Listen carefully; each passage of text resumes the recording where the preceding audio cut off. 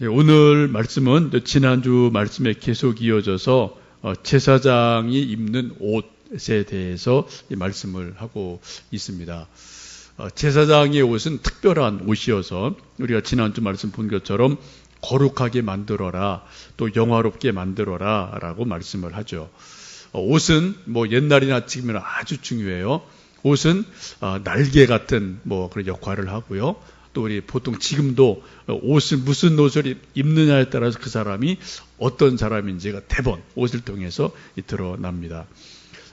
우리 저쪽 도로 건너 저쪽 편에 올 초에 이제 새로운 회사가 하나 들어왔는데, 회사 이름은 제가 모르겠어요. 근데 오메가며 보니까 프랑스 무슨 자동차 회사 연구소인데, 시게이트 앞에 큰 건물로 이렇게 좀 세워져 있는 건물인데, 점심 때 보면 그쪽 직원들이 이쪽 와서 이제 점심 먹으러 커피 마시러 많이들 오고 가고 하거든요.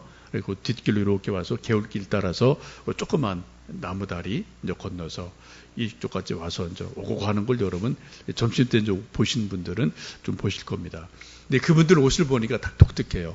바지는 편안한데 다 위에 옷이 하얀색이에요. 그리고 이렇게 명찰 달고 회사 로고가 있고. 그래, 한번 저도 이렇게 물어봤는데 회사 이름을 지금 제가 정확히 기억을 못 하겠습니다. 근데 좀 유니폼을 딱 보면 저 사람들은 저쪽 회사에서 온 사람이구나. 대부분 딱 드러나게 전부 다 하얀 상의를 입어서 누가 봐도 저 사람들은 저쪽 자동차 연구소 회사 사람들이구나 라는 것을 이제 알 수가 있죠. 문동현 집사님 얘기를 들어보니까 자기 오래전에 친구도 아주 근 10년 만에 우연히 만나서 그쪽 회사 다니는 걸 이제 몇 주 전에 만났다. 그러면서 이런저런 얘기도 했다. 그러면서 좀 교회 다니는 친구인데 좀 아마 멀리 자기 교회 다니는 친구가 있어서 좀 우리 교회를 소개했더니 자기 이제 다니는 교회 있다고 이제 그런 얘기를 또 이제 화요일 저녁에 성경 공부할 때 이제 그런 얘기 하는 것을 들어본 적도 있습니다. 유니폼이죠, 유니폼. 여러분, 어떤 사람들, 특별히 이제 이단 같은 데 보시면은 되게 교인들이 똑같은 옷을 입는 데가 있어요. 치마, 조거리. 그래서 이상한 한복 같은 것을 이렇게 딱 입어서, 저 사람들은 어디 아닌가? 그냥 우리가 봐도 조금 이상한 그런 옷을 입는 분들이 가끔 좀 있는 건 여러분 보신 적이 있을 겁니다.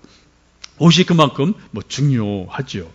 근데 오늘 말씀을 보시면 제사장의 옷을 그 앞부분 28장 1절에서 14절까지는 전체 옷을 이제 만드는 것을 말씀하고, 오늘은 그 중에서 특별히 15절 말씀 보시면 너는 판결 흉패를 에봇 짜는 방법으로 금실과 청색, 자색, 홍색 실과 가늘게 꼰 배실로 정교하게 짜서 만들어라 라고 말씀을 합니다. 그리고 그 밑에 이제 쭉 이런저런 말씀이 나오는데 저도 봐도 잘 몰라요.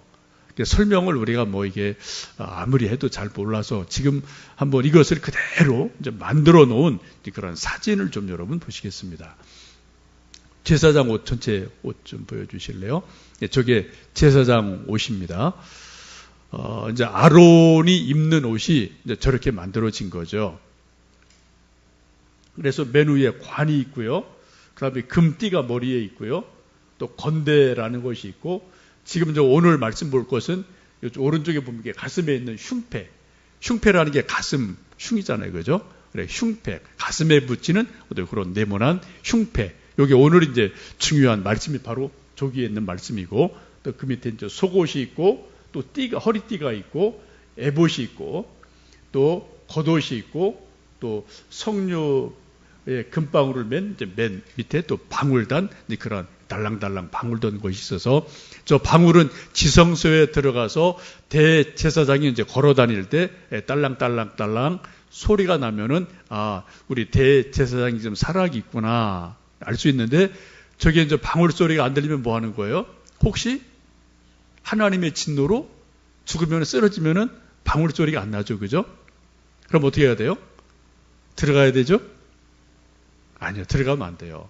거기 하나님의 지성소는 들어가면 누구나 거기에 거룩한 곳이 죽기 때문에 이제 좀 제사장의 몸에 이렇게 끈을 묶었다고 그러죠. 그래서 계속해서 방울소리가 없으면 이거는 죽은 걸로 알고 어떻게 해요? 끌어내야 돼요. 끌어내서 다시 이제 또 하나님 앞에 이제 회개하고 이렇게 하는 거예요. 이게 저 옷이 전부 다 각자 다 의미가 있는 그런 옷입니다. 오늘 특별히 저 제사장의 옷 가운데 가슴에 붙어 있는 흉패, 요 부분을 지금 오늘 집중적으로 말씀하고 있는 거예요. 요 부분에 좀 여러분 이제 관심을 가지시고 흉패라는 것을 잘 보시면 좋겠습니다. 여러분 에베소서 보면 그런 말씀이 있죠. 우리가 또 하나님의 전신갑주를 입어라 라는 말씀이 있는데, 하나님의 전신갑주 중에 또 뭐가 있어요, 여러분? 흉패가 있죠, 그죠? 이게 무슨 흉패예요? 무슨 흉패로 되어 있죠? 신약에는 의의 흉배 붙이고, 의의 흉배 붙이고. 전쟁할 때 방패가 있어요, 그죠? 또 그리고 칼이 있어요. 또 투구를 씁니다. 또 가슴, 요 심장이 아주 중요하니까 가슴에 화살 맞으면 그대로 뭐 죽는 거니까 여기 또 방패도 있지만 또 자기 가슴을 보호하기 위해서 어떤 이런 갑옷에 쇠로 만든 흉패를 붙여야 돼요. 근데 의의 흉패를 붙여서 어떻게 해요? 화살을, 적이, 사단이 의심의 화살을, 죄의 화살을 쏠 때 우리가 그것을 방패로 막지만 또 우리가 두 번째는 의의 흉패로 막는 그러한 것을 사도 바울도 이제 말씀을 하고 있죠. 근데 지금 이 제사장의 옷을 보면은 이제 여기 그것을 15절 좀 다시 보시면, 우리 15절 다시 좀 읽습니다. 너는 판결 흉패를 에봇 짜는 방법으로 금실과 청색, 자색, 홍색 실과 가늘게 꼰 배실로 정교하게 짜서 만들어서 길이 너비가 한 뼘 한 뼘 되게 이렇게 네모나게 만들어라. 그래, 네 줄로 쭉 보석을 달아라. 그런 말씀이 있습니다. 저 크기를 한 뼘으로 보면은, 그것을 이제 계산한 것을 보면은 58cm 정도 되는 거라고 봐요. 이 정도 되는 그런 네모난 그런 이제 58cm쯤 되는 그런 가슴에, 제사장 가슴에 거는 가슴 바지, 또 주머니, 속에 이렇게 좀 주머니가 있어서 뭐가 들어가게 돼 있어요. 그런 것을 이렇게 네모나게 만듭니다. 그리고 12지파를 나타내는 이제 저기 보시면 전부 다 조금 더 큰 걸 보여주실래요? 저거 조금 더 확대한 게 저겁니다. 그래서 12개의 하나 둘 12개죠. 12개 보석을 이렇게 각자 거기다 달아놨는데, 거기 보석의 하나하나에 이스라엘 12지파의 이름을 다 기록해 놓았어요. 거기 보석 이름이 많이 나오는데 우리가 잘 모르겠어요. 그래서 홍보석에는 유다지파, 또 황옥에는 이사갈 지파, 녹주옥에는 스불론 지파, 성유석에는 루벤 지파, 남보석에는 시므온 지파, 홍마노에는 갓 지파, 호박에는 에브라임 지파, 백만호는 므낫세 지파, 자수정은 베냐민 지파, 녹보석은 단, 호마노는 또 아셀 지파, 벽옥은 납달리 지파. 이거 영어로도 돼 있고 우리 한글말로 돼 있는데, 여러분 이 가운데 아시는 이거 몇 가지 있으십니까? 아시는 게 뭐 있으세요? 자수정, 그죠? 자수정, 여러분 보셨죠? 아주 멋진 말, 보석이죠, 자수정. 또 뭐 보셨어요? 호박. 호박. 이 호박이 이거 먹는 호박 아닙니다. 예? 먹는 호박이 아니고 성진이 아주 그냥 오래오래 땅속에서 수백 년, 수천 년 되면 이게 단단하게 구조게 보석이 되죠, 그죠? 옛날 우리 할아버지들, 좀 돈 있고 부자 할아버지들은 여기 이제 호박 단추를 하셨어요. 그거 보신 적 있습니까? 저희 할아버지도 그거 다신 건 봤어요. 근데 진짜인지 가짜인지 전 몰라요.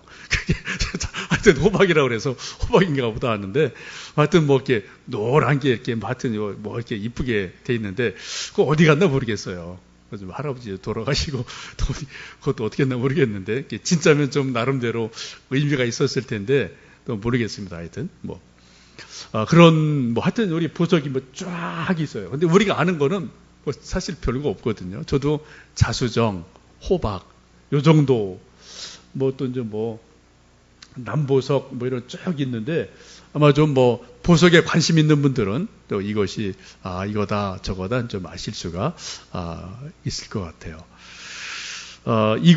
이것을 그대로 이제 재현해 놓은 게 아마 어디가 있긴 있고, 요건 어느 이제 또 교단에서 만들어 놓은 자료를 우리가 좀 쓰고 있는 건데요.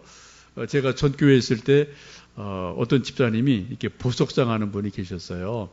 그분이 꿈이 있는데 성경에 나와 있는 보석은 자기 한번 다 모아보고 싶다. 그런 나름대로 비전이 있는 분이어서 실제로 그분이 이거를 만든 걸 저희들이 가서 이제 그 보석상 가서 보고 우리 또 이제 목회자들한테 한번 와서 또 설명해주고 저도 그렇게 한번 달고 사진 찍은 게 있는데 뭐 보니까 하여튼 뭐 일단 색깔이 이쁘더라고요. 이쁘고 뭐 비싸 보이고 뭐 그런데 하여튼 이제 나중에 그분이 이걸 전부 다 이렇게 이제 성경에 있는 걸 다 하나씩 둘씩 모아서 또 그대로 만들어서 이제 박물관 한번 좀 만들고 싶다. 그런 꿈을 가지고 있는 분이 있는데 하여튼 어쨌든 여러분 이 12지파의 이름이 여기에 각자 도장을 새기는 것처럼 새겨서 붙여놓게 됩니다. 21절 말씀을 좀 읽어봅니다. 21절입니다. 이 보석들은 이스라엘 아들들의 이름대로 12이라 보석마다 12지파에 한 이름씩 도장을 새기는 법으로 새기고 이 12보석에 어떻게 각 지파 이름을 거기다 이렇게 도장을 받듯 이쁘게 잘 새기는 거죠. 이것을 이렇게 다 붙이고 이것을 제사장의 가슴에 붙이고 그리고 지성소에 들어갈 때 성소에 들어갈 때 저것을 가슴에 달고 들어가라라고 말씀을 하고 있습니다. 여러분 지금 이스라엘 지파는 한 민족이에요. 그렇죠? 한 민족인데 지파는 12지파예요. 하나인데 12입니다. 좀 이상하죠? 우리 한국도 한 민족인데 김씨, 박씨, 이씨, 최씨, 한씨, 윤씨 하여튼 뭐 다 다른 씨들이 있어요. 근데 다 거슬러 우리 하나로 봐요. 온 민족도 흑인, 백인, 뭐 또 황인 등등등 있는데 다 거슬러 올라가면 또 결국은 아담 한 사람에까지 거슬러 올라가요. 이게 뭡니까? 하나인데 여럿이라는 거죠. 우리 교회도 교회는 하나인데 교인은 각자 다릅니다. 이게 무슨 의미가 있을까요? 이것은 하나님 안에서 존귀한 보석 같은 존재들인데 그런데 색깔이 다르고 모양이 다르고 빛이 다르고 어떤 그 아름다움이 각자 다른 것처럼 독특성이 있다라는 겁니다. 여러분 12 보석 가운데 하나를 선택하라면 여러분 어떤 거 가지시겠어요? 하나를 가지라면 여러분 뭐 취향대로 다 다르신 거죠. 뭐 녹색 좋아하는 분은 녹보석, 또 황색 좋아하는 분은 호박, 또 자색, 보라색 좋아하는 분은 뭐 자수정 이런 거 뭐 자기 좋아하는 색깔대로 이게 좀 자기가 우선 선택을 손이 가겠죠, 그죠? 눈이 가고요. 여러분 지금 옷 입으신 것도 옷 지금 색깔이 다 달라요. 똑같은 분 없습니다. 뭐 저랑 전수아님만 그냥 검은 양복 입고 있을 뿐이지 여러분 옷 지금 다 색깔이 조금 다르거든요. 오늘 여러분 옷장에 여러 옷이 있을 텐데 오늘 그냥 이 옷 챙겨 입고 오신 거예요. 왜요? 그냥 오늘 날씨에 그냥 뭐 편하게 캐주얼하게 이 옷이 그냥 오늘 맞을 것 같으니까 그냥 이 옷 입고 나오신 거란 말이죠. 왜요? 다른 거 없어요. 여러 옷 중에 그냥 내가 그냥 마음 가는 대로 선택한 거예요. 이거 독특성이에요. 독특성. 그렇죠? 여러분 하나님께서 이스라엘에게 한 민족을 주셨는데 12지파를 주셨어요. 근데 그 12지파가 하나이지만 12지파는 모두 다 다른 독특성이 있습니다. 그런데 또 전체로는 하나가 되는 그러한 모습을 볼 수가 있습니다. 우리 가정에도 이제 자녀들 많은 분들은 엄마 아빠가 하나죠. 근데 아들 뭐 많은 집에 옛날에 뭐 5, 10, 요즘 뭐 많은 집은 3, 2, 뭐 이렇게 막 각자 있잖아요. 근데 여러분 다 여러분 아시는 것처럼 내가 내 배로 낳은 아들, 딸인데 성격이 다 달라요. 그렇죠? 지금 뭐 이제 셋 키우는 우리 최 집사님도 있고 뭐 저희도 셋이고 그런데 정말 애들 셋이 완전히 달라요. 진짜 완전히 달라요. 취향 다르고, 성격 다르고, 먹는 거 다르고, 좋아하는 거 다르고, 스타일 다르고요. 완전히 다르거든요. 왜 그래요, 여러분? 고참 이상하지 않습니까? 똑같으면 얼마나 좋아요. 반찬 하나만 딱 만들면 되고, 옷도 하나 딱 하면 되고, 그냥 뭐 그냥 한 가지만 딱 하면 되는데, 그게 안 되거든요. 여러분 가끔 외식할 때 큰 놈은 치킨 먹읍시다. 또 둘째는 오늘은 피자. 이거 막 서로 싸우면 어떻게 해요, 이거요? 그런 일 많잖아요. 그죠? 서로 세 애가 어디는 짜장, 서로 그냥 뭐 먹고 싶은 게 그날 따르단 말이에요. 왜 그렇습니까? 각자에게 독특성이 있네요. 독특성이요. 참 배워야죠. 하나님이 우리 인간을 만드실 때 여러분 하나님의 형상대로 만드셨는데 저는 저대로 독특성이 있어요. 여러분 나름대로 독특성이 있습니다. 그걸 서로가 인정해 주셔야 돼요. 근데 이것이 이제 너무 다르면은 안 맞죠. 상극인데도 있어요. 이건 뭐 좀 거리를 둬야 되고 어떡하겠습니까? 상극이면 안 맞는 거니까 조금 거리감을 둬야 되는 거고 나랑 또 친한 사람 뭐예요? 나랑 비슷한 뭔가 있으니까 또 친해지는 거고 또 극과 극은 통한다고 또 어떤 경우는 정말 성격이 상극인데 또 그 사람 또 친한 경우도 있고 참 우리가 알 수 없는 오묘한 비밀이 이 속에 있거든요. 다름 속에 있거든요. 여러분 우리 교인들 나랑 저 사람 정말 나랑 다르네. 그건 여러분 지극히 정상입니다. 지극히 정상이에요. 여러분이 그렇게 느끼시죠? 다른 분은 여러분을 보고 저분 나랑 정말 다르네. 나랑 정말 안 맞네. 여러분이 그렇게 느끼는 것처럼 다른 분이 나를 보고 여러분 그렇게 느낀다니까요. 단지 말을 안 할 뿐이에요. 그런데 우리가 어떻게 해야 돼요? 그래도 우리는 하나님 안에서 하나다. 각자 하나님이 각자 다르게 하셔서 하나를 만들어 가시는구나. 더 큰 하나를 만들어 가시는구나. 이거를 보셔야 되는 거죠.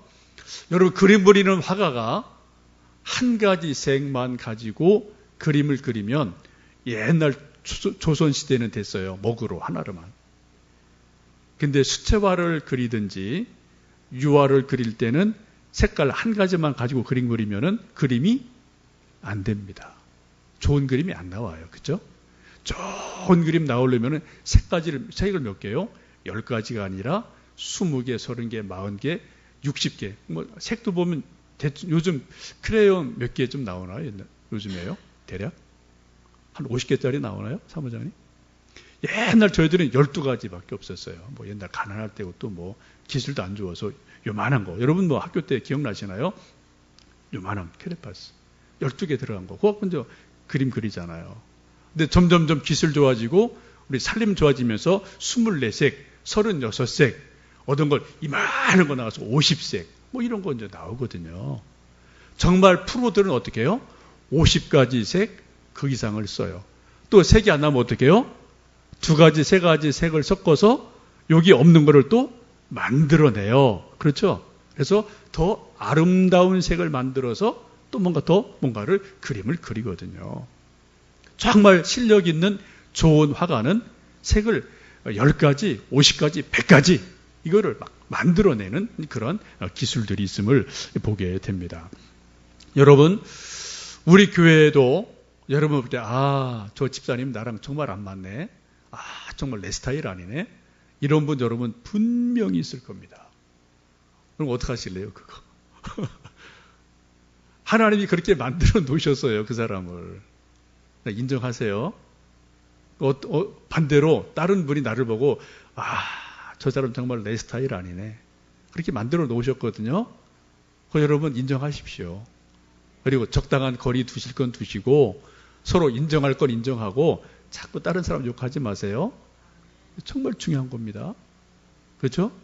그러면 이 세상에 살아남을 사람이 한 사람도 없다니까요, 여러분. 내 입맛에 맞는 사람 여러분 누가 있으세요? 여러분 낳은 아들, 딸 여러분 입맛에 딱딱 맞으십니까? 아니요. 내가 낳은 새끼도 내 입맛에 안 맞는데 어떻게 전혀 다른 사람이 내 입맛에 탁탁 맞겠습니까? 여러분 그거 그냥 넘어갈 건 넘어가셔요. 아시겠어요?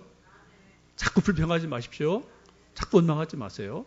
하나님이 그렇구나 인정하시면 돼요. 그리고 내 할 걸 내가 하고 또 서로 합쳐서 색을 또 아름답게 만들 땐 만들고 또 아닐 땐 아닌 거고 이렇게 우리가 서로가 만들어 가면 될 줄로 믿습니다.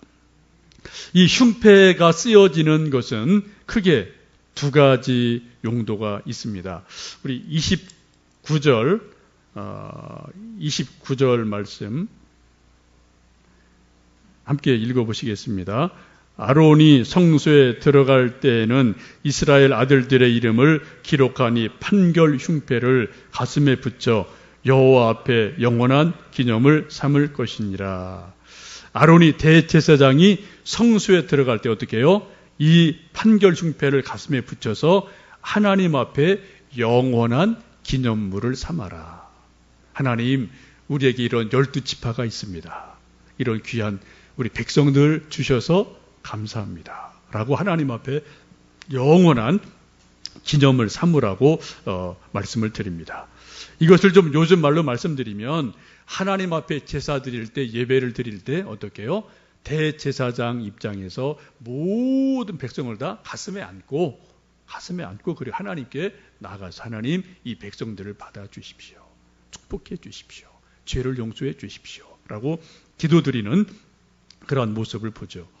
아마 이것이 이제 오늘날 목회자에게 적용한다면 우리 목사님들이 주일 예배를 드릴 때 또 새벽 기도를 드릴 때 성도들의 모든 이름을 다 기억하고 가슴에 안고 하나님께 나가서 하나님, 우리 교인들을 축복해 주십시오. 우리 교인들의 죄를 용서해 주십시오. 또 나름대로 이런저런 중보 기도 제목들이 있는데 그래서 하나님께 또 아뢰는 그런 일들이 이것으로 보시면 돼요. 저도 여러분 계속 기도해 주셔서 이제 5주째 이제 밤에 기도하고 잠을 자고 하는데 첫째 주는 엄청 힘들었는데 이제 지금은 좀 익숙해졌어요. 그래, 계속 해야 되나? 360을 해야 되나? 그런 고민도 생기는데 그럴 수는 없죠. 뭐 저도 이제 집에 가서 해야 되니까 그럴 수는 없는데 또 해보니까 처음에는 되게 막 두려움, 이거 어떻게 할 수 있을까? 뭐 이런저런 생각이 있었는데 또 하나님이 힘 주시고 또 여러분이 중보기도 해주셔서 이렇게 뭐 나름대로 이렇게 적응이 좀 돼요. 좀 피곤하긴 하지만 적응이 됩니다. 그때 저도 늘 밤에 철야하며 기도할 때, 새벽에 기도할 때 하나님 앞에 제 가슴에 여러분 적어주신 기도 제목을 안고 또 제가 아는 이런저런 형편들이 있으니까 그런 기도 제목을 지금 가슴에 품고 하나님께 하나님 이렇습니다. 저렇습니다. 하나님께 또 기도드리는 그런 시간들을 갖습니다. 지금 흉패도 지금 아론의 가슴에 붙이고 성소에 들어갈 때 그때 하나님께 드리는 의미가 있음을 봅니다. 30절 말씀을 또 두 번째 의미가 있는데 30절 읽습니다. 너는 우림과 둠밈을 판결 흉패 안에 넣어 아론이 여호와 앞에 들어갈 때에 그의 가슴에 붙이게 하라. 아론은 여호와 앞에서 이스라엘 자손의 흉패를 항상 그의 가슴에 붙일지니라. 근데 여기 또 조금 다른 단어가 나와요. 우림과 둠밈을 판결 흉패 안에 넣어라 라고 말해요. 일종의 주머니 같이 요 안이 되어 있어서 저 뒤에 주머니가 있어서 거기다가 우림 둠밈이라는 것을 넣으라고 지금 성경이 말씀합니다. 좀 보여주시겠어요? 저거예요. 저것도 이제 뭐 비슷하게 맞는 거로 보시면 되는데 하얀색 또 검은색 바둑알 같은 거죠. 저게 무슨 재질이 뭔지는 정확히 모르는데 많은 학자들은 저게 좀 매끄러운 돌로 봅니다. 매끄러운 그런 돌을 가지고 저기다가 우림 둠밈이라는 그런 글자를 히브리 글자로 적어 넣어서 그 두 가지를 요 흉패 뒤에다 넣는 거예요. 그리고 하나님 앞에 나갈 때 이것을 늘 넣어서 나가게 됨을 오늘 말씀을 봅니다. 우림이라는 뜻은 빛들과 완전이라는 뜻이 있어요. 우림은 쉽게 말씀드리면 빛, 광채, 불꽃, 빛 이런 뜻이 우림이라는 그 뜻이고요. 우르라는 단어에서 온 그런 단어이고요. 둠밈은 톰이라는 단어의 복수형으로 보는데 그 뜻은 완전, 성실, 온전함, 고결, 순진 이런 뜻이 있어요. 하나는 빛, 밝은 것, 하나는 성실한 것, 완전한 것 이 두 가지가 우림, 둠밈의 그 단어 자체가 가지고 있는 뜻이기도 합니다. 근데 여기 보면 이 두 가지가 뭐예요? 빛이시고 완전하다. 이거 뭐를 말할까요? 하나님의 거룩함, 하나님의 성품을 드러내는 거죠. 그죠? 하나님은 빛이시죠? 그래도 거룩하고 완전한 분이셔요. 하나님의 성품을 나타내는 두 가지인데, 근데 저기 보면 재미난 것은 히브리어로 두 가지 우림, 둠밈이 이제 맨 앞에 첫 글자 알렙이라는 게 있어요. 히브리 그 철자로, 또 맨 끝에 둠밈은 맨 끝에 타우라는 맨 끝에 거예요. 쉽게 말하면 영어로 A 또 Z 이 두 가지가 시작되는 단어로 쓴 거고, 우리나라 말로 말하면 기역, 히읗 이 두 가지로 시작되는 그런 우림, 둠밈이라는 것을 전역에 써놓은 거죠. 곧 이것은 하나님께서 첫 번째 알파가 되시고 마지막 오메가가 되신다. 기역, 히읗 같이 처음이고 끝이다. 이런 것을 또 저 속에 담고 있는 아주 중요한 의미를 가지고 있습니다. 그래서 어떻게 해요? 하나님의 모든 역사가 이 처음, 끝, 모든 원인, 모든 결과가 하나님 앞에 있다. 이것을 나타내는 의미가 또 저 속에 있음을 보실 수가 있습니다. 이것이 이제 쓰여지는 것은 성경 말씀을 쭉 보시면은 하나님의 뜻을 물을 때 우림 둠밈을 가지고 제사장들이 이렇게 흔들어서 뭔가 나오느냐에 따라서 예스, 노, 하나님의 뜻이냐 아니냐 이것을 분별하는 데 쓰였음을 볼 수가 있습니다. 사무엘상 28장 6절에 이런 말씀이 있습니다. 사울 왕이죠. 사울 왕이 전쟁을 앞두고 하나님께 되게 전쟁할 때 묻잖아요. 이 전쟁 할까요, 말까요? 우리가 나가서 싸울까요, 방어할까요? 이런 것을 이제 늘 전쟁을 앞두고 하나님께 묻게 됩니다. 사울 왕이 이렇게 말합니다.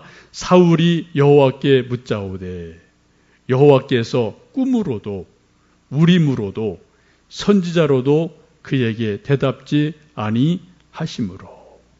이게 사무엘상 끝부분에 있는 말씀이에요. 사울이 하나님을 버리고 교만해지고 우상을 숭배하고 막 교만해져서 하나님을 무시할 때가 있죠. 그래서 사무엘이 떠나버리게 되죠. 그때 전쟁이 막 일어나는데 답답한 거예요. 전쟁을 해야 됩니까? 말아야 됩니까? 전쟁하면 이기겠습니까? 지겠습니까? 이게 지금 막 답답해서 하나님께 여쭈어 보는데 하나님이 이미 사울을 버렸기 때문에 어떻게 해요? 꿈으로도 계시를 안 줘요.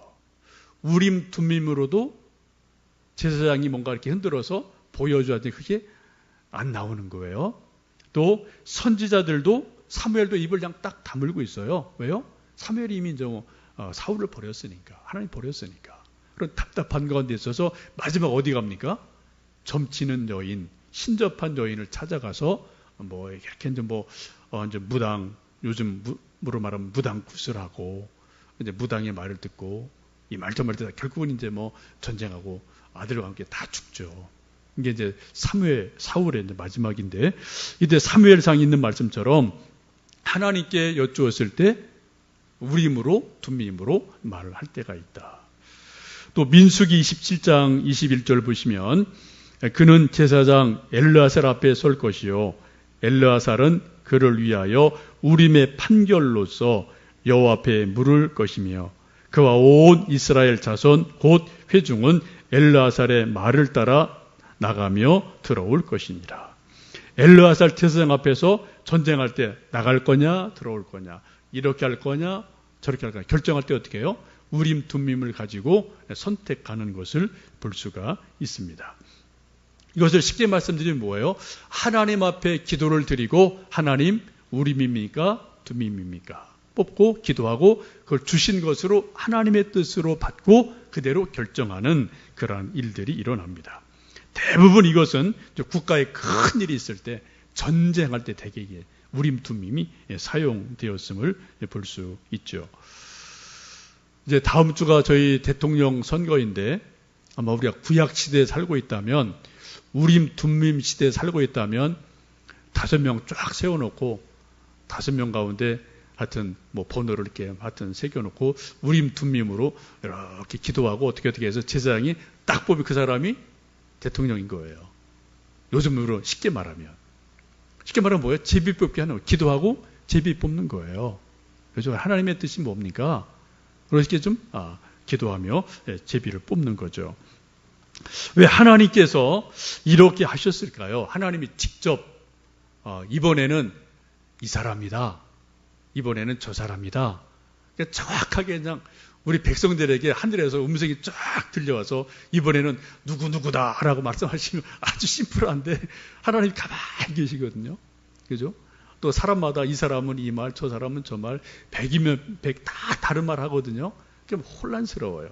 방송도 다 다르게 말을 해요. 하여튼 뭐 이런 상황이 있는데 구약도 보면 여러분 하나님께서 아브라함, 야곱, 이삭에게는 하나님이 직접 말씀하셨어요. 그죠? 꿈으로 혹은 음성으로 직접 말씀하셔요. 그런데 이것이 모세까지도 그렇게 되어지는데 여호수아까지 되어지는데 그 후로는 이게 점점 하나님이 직접 말씀하시는 게 점점 작아져요. 그리고 이제 우림 둠밈이 나오게 됩니다. 이게 다윗까지 쭉 사울까지 쓰여지다가 이게 또 점점 작아져요. 그 다음에 누가 등장을 합니까? 예언자들이 등장을 해요. 그 이전에 있었지만 엘리야, 엘리사가 있었고 또 이스라엘 그 왕조 시대에 누가 나와요? 수많은 예언자가 나오죠. 이사야, 에레미야, 이스겔 등등 다니엘 쭉 예언자들이 나와요. 그 예언자들의 입을 통해서 하나님의 뜻이 선포가 되어져요. 근데 그것도 안 들어요. 그래서 그것도 마지막 다 이제 망하게 되고 400여 년간 침묵기가 있고 마지막에 나오는 분이 누구예요? 세례 요한이 등장을 하고 말씀이신 예수님이 우리에게 오셔서 하나님의 말씀을 들려주십니다. 하나님이 우리에게 말씀하시는 방법은 아주 다양합니다. 어떤 때는 직접 말씀하실 때가 있어요. 꿈속에, 계시로, 음성으로. 여러분 하나님 음성 들어보신 적이 있죠? 저도 몇 번 들은 거 있어요. 저 개인적으로. 그리고 어떤 문제들이 팍 그 음성 들으면 해결이 되는 게 분명히 있거든요. 하나님이 음성이니까. 여러분도 그런 게 뭐 몇 번, 한두 번 있으실 겁니다. 근데 대부분 그런 것들이 다양한 방법으로 나오는데 마지막에는 어떻게 해요? 하나님이 말씀이 육신이 되어 우리 가운데 거하심에 하나님의 말씀인 로고스 예수님께서 친히 이 땅에 오셔서 말씀하심으로 우리에게 하나님의 뜻을 정확하게 전해주십니다. 그래서 우리가 하나님 말씀 들으려면 어디로 가야 돼요? 결국은 복음서로 가야 돼요. 성경 전체지만 조금 더 좁히면 어디로요? 말씀이 육신되어 오신 예수님 말씀인 복음서로 가면은 하나님의 말씀이 정확하게 기록이 되어 있거든요. 그렇죠? 자꾸 우리는 다른 데 가서 뭐 기웃기웃하는데 뭐 필요합니다만 결국 우리가 돌고 돌아서 우리는 복음서로 들어가야 돼요. 말씀으로 들어가야 되거든요. 그럼에도 불구하고 우리가 이런 것이 구약시대에 우림 둠밈이 있고 제비 뽑고 이런 것이 있는 게 뭐냐? 또 여호수아를 보면은 가나안 정복 전쟁이 끝나고 땅을 분배할 때 하나님이 누구는 여기 이렇게 안 해줘요. 지도를 그려와라. 그 다음에 어떻게 해요? 다 족장들 나와라. 그리고 뭐 합니까? 제비 뽑기 하죠. 그죠? 제비 뽑기예요. 하나님이 왜 그러셨을까요? 편하게 그냥 이 지파는 여기, 이 지파는 이렇게 하면 좋을 텐데 그렇게 하지 않으셨어요. 많은 것을 사람에게 위임을 해주시는데 그 방법이 제비 뽑기를 통해서 주십니다. 기도하고 제비 뽑고 사람들에게 자꾸만 하나님께서 자율성을 주시고 또 이렇게 스스로 할 수 있는 그런 여지를 남겨주시는 거죠. 제비 뽑기를 하는 이유는 일단 공평성이에요. 누가 뽑든 이거는 뭐라고 말할 수 없어요. 여러분도 뭐 가끔 이제 뭐 옛날에 어떤 이제 슈퍼마켓 가면 그 병 뚜껑 뒤에다가 뭐 플러스 하나 꽝 이런 거 있잖아요. 그죠? 또 뭐 달고나 먹을 때도 뭐 이제 그런 거 더 먹게 하려고 또 뭐 이렇게 뭐 뒤에다가 해놓는 거 있잖아요. 또 어떤 사람은 플러스 하나, 어떤 사람은 꽝 뽑거든요. 어떻게 하겠어요? 그냥 자기가 뽑은 거니까. 또 축구 경기할 때 여러분 또 A팀, B팀 추첨할 때 어떻게 합니까? 누가 정해지지 않아요? 어떻게 해요? 다 추첨을 해요. 복권 추첨할 때도 어떻게 해요? 옛날에 막 돌리고 활로 갖고 쏘세요 해서 뻥 쏴서 이제 갖고 뭐 맞는 거죠. 요즘은 뭐 로또도 다 이게 뭐 하여튼 컴퓨터로 돌려서 하잖아요. 누가 사람이 뽑는 것도 또 의심이 가니까 기계로다 그냥 막 돌려서 하는 그런 일들이 있게 됩니다. 이렇게 되면 뭐가 없어요? 불평이 없는 거예요. 그래서 이거는 뭐 공평하다, 똑같은 조건이다. 그래서 이렇게 저렇게 결정되든 그건 뭐 하여튼 이제 그 제비 뽑는 대로 되어지는 거죠. 잠언 16장 33절에 이런 말씀이 있습니다. 제비는 사람이 뽑으나 모든 일을 작정하기는 여호와께 있느니라. 사람은 제비를 뽑아요. 근데 그 결론은 누가 내렸다고요? 하나님께 있다. 이게 성경의 말씀이고 우리의 믿음이고 순종입니다. 이제 저희들 다음 주에 또 대통령을 뽑아요.